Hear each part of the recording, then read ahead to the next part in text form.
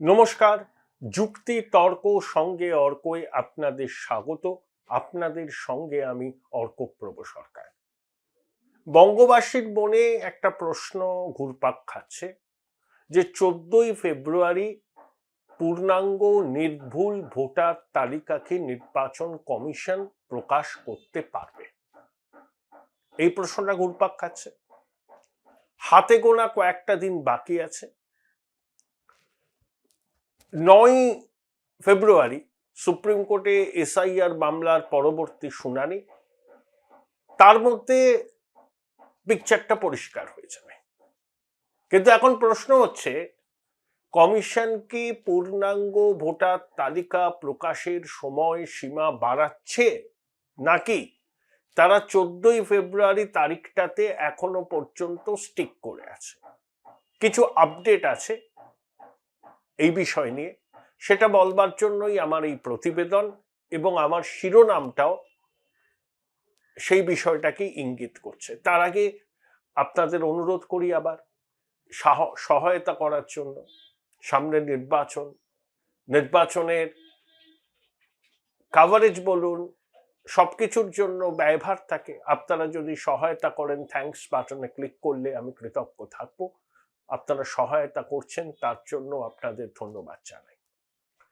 নির্বাচন কমিশনের আইনজীবী রাকেশ দ্বিবেদী সংবাদ মাধ্যমে বলেছেন যে 14ই ফেব্রুয়ারি চেষ্টা করছে কমিশন পূর্ণাঙ্গ ভোটার তালিকা প্রকাশ করার জন্য, কিন্তু বাধা এসছে মূলত দুটি জেলা থেকে।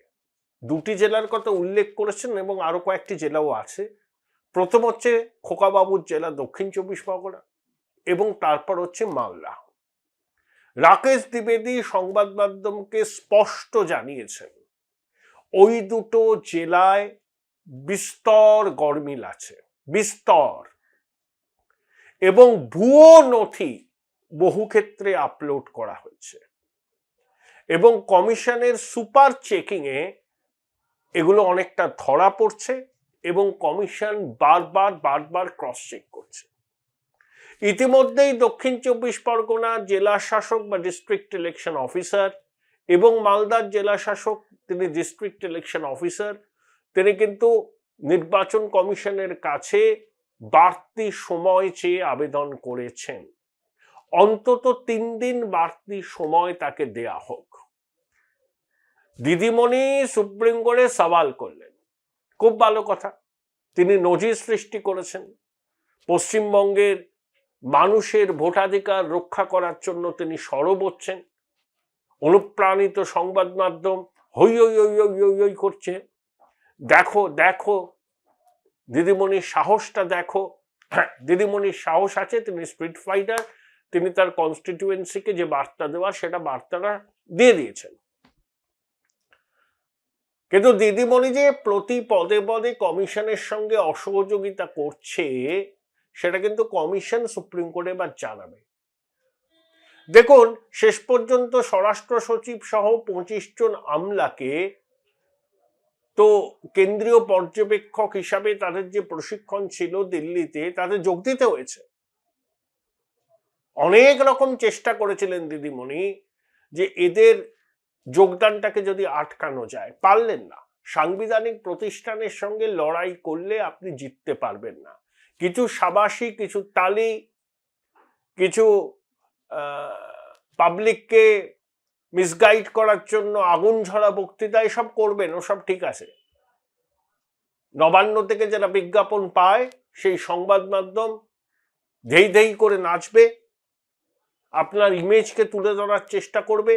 কিন্তু বাস্তব হলো, আপনি কি পশ্চিমবঙ্গের মানুষের ভোটাধিকার রক্ষা করতে গেছিলেন নাকি?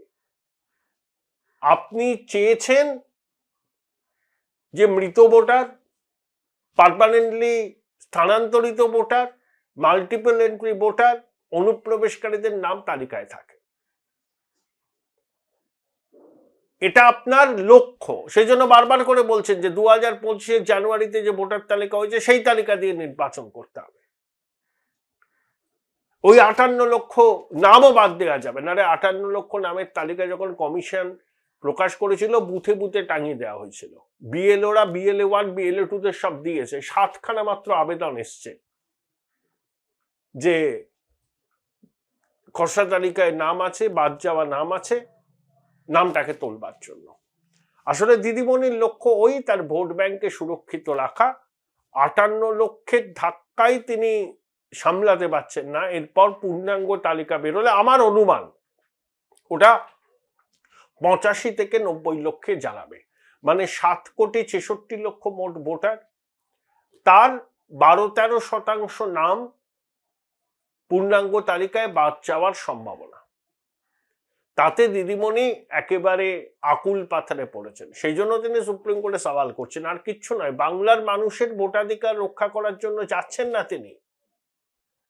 তিনি যাচ্ছেন মৃত ভোটারদের ভোটাধিকার রক্ষা করার জন্য, অনুপ্রবেশকারীদের ভোটাধিকার রক্ষা করার জন্য। পাকাপাকিভাবে রাজ্য ছেড়ে চলে গেছে যাদের ভোটটা শাসক দল করায়, তাদের নামটা তালিকায় রাখার জন্য যাচ্ছেন। একবারও দিদিমণির মুখে বলতে শুনেছেন যে আমি অনুপ্রবেশকারী মুক্ত, মৃত ভোটার মুক্ত তালিকা চাই? একবারও বলছেন না, কারণ বলতে পারবেন না, সেই সৎ সাহসটুকু তার নেই। কারণ ওই ভোটারদের একটা বড় অংশের ভোট তৃণমূলের সংগঠন ভোটের দিন করায়, সেই জন্যই খোকাবাবু অত ভোটে যেতেন। তা রাকেশ দ্বিবেদী কি বলেছেন? মালদা এবং দক্ষিণ 24 পরগনায় সবচেয়ে বেশি গরমিল ধরা পড়েছে, অন্য কয়টা জেলাও আছে।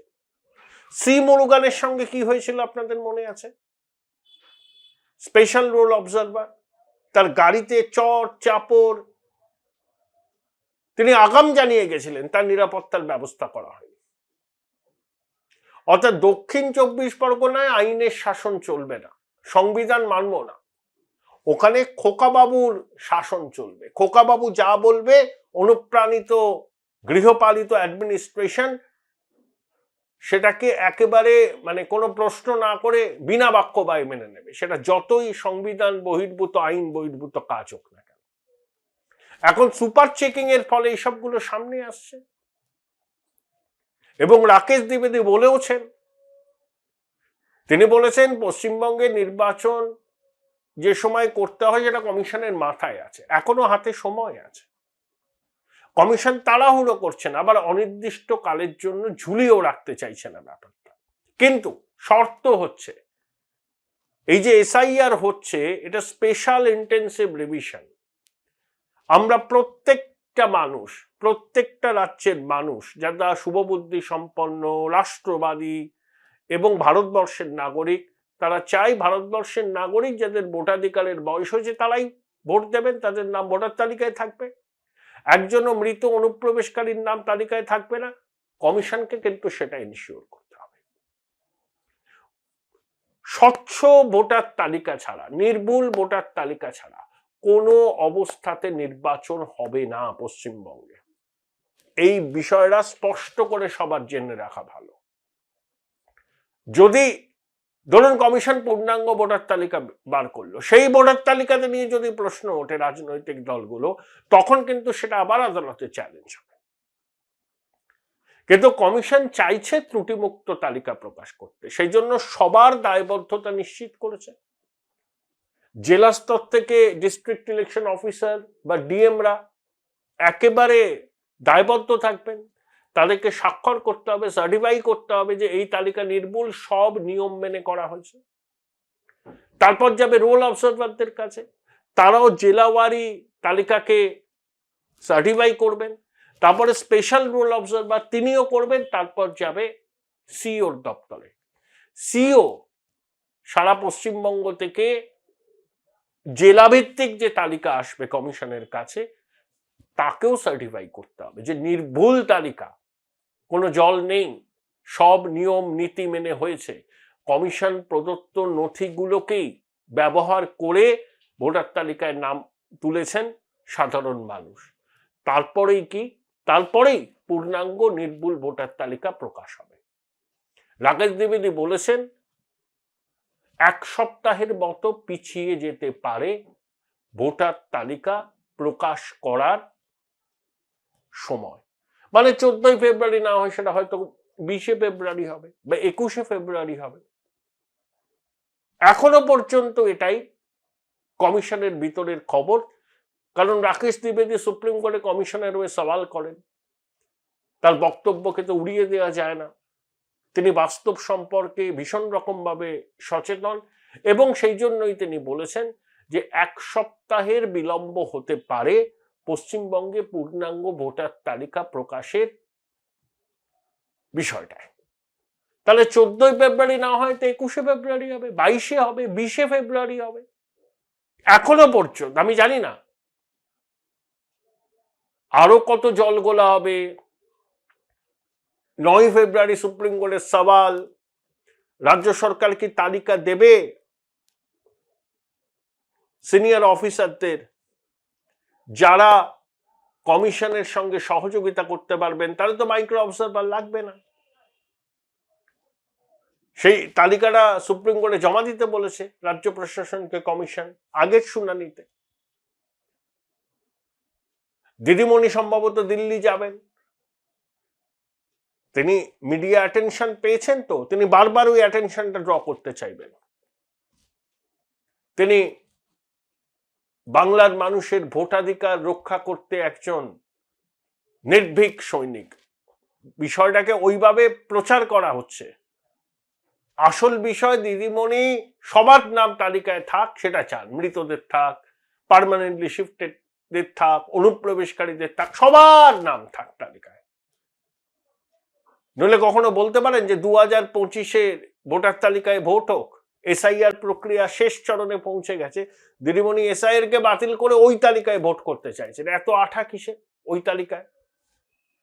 ডাল মে জরুর কুছ কাটা হয়, সেই জন্য বারবার করে বলছেন। সবাই খেলাটা ধরে ফেলেছে। দিদিমণির এই আশাটা পূরণ হবে না, ওই তালিকায় ভোট হবে না। ভোট হবে নতুন তালিকায়। সেই তালিকা কমিশন 20 তারিখ প্রকাশ করুক, 21 তারিখ প্রকাশ করুক, 14 তারিখ প্রকাশ করুক, আরো কিছুদিন বাদে প্রকাশ করুক, সেটা কমিশনের ব্যাপার। নির্বাচন তো কমিশন পরিচালনা করবে এবং কমিশনের দায়িত্ব হচ্ছে নির্ভুল ভোটার তালিকা সামনে রেখে ভোটটা করা। নান্য পন্থা, এছাড়া কোনো পথ নেই, এছাড়া কোনো ব্যবস্থাও কেউ মেনে নেবে না। তাই রাকেশ দ্বিবেদীর যে বক্তব্য, সেটা আমার মনে হয় খুব তাৎপর্যপূর্ণ এই আবহে, যখন কমিশনের আগের ঘোষণা মতো ভোটার তালিকা প্রকাশের সময়সীমা ক্রমশ এগিয়ে আসছে। তখন রাকেশ দ্বিবেদী সংবাদ মাধ্যমকে যে কথাটা বলেছেন যে মালদা এবং দক্ষিণ 24 পরগনায় সব থেকে বেশি গর্বে, ভাইপোর জেলায় তো হবেই। ভাইপো বলে কথা, সংবিধান বহির্ভূত ক্ষমতার অধিকারী তিনি। 7.5 লাখ ভোটে জেতা, ভাবতে পারছেন? কিভাবে জেতেন পশ্চিমবঙ্গের মানুষ জানে। এবং আরো কয়েকটি জেলা আছে এবং 2টো জেলা থেকে সময়সীমা বাড়ানোর আবেদনও করা হয়েছে। তাহলে এখনো যা পরিস্থিতি, যেভাবে প্রক্রিয়া এগোচ্ছে, সেই প্রক্রিয়া যদি এভাবেই এগোয়, রাকেশ দ্বিবেদীর মতে পূর্ণাঙ্গ ভোটার তালিকা প্রকাশ হবে হয় 20শে ফেব্রুয়ারি, নয় 21শে ফেব্রুয়ারি। 14ই ফেব্রুয়ারি যে পূর্ণাঙ্গ ভোটার তালিকা প্রকাশ হচ্ছে না, সেটা নিয়ে আমার মনে অন্তত কোনো সংশয় নেই। Join Indian Institute of Hotel Management now. Right choice, right decision.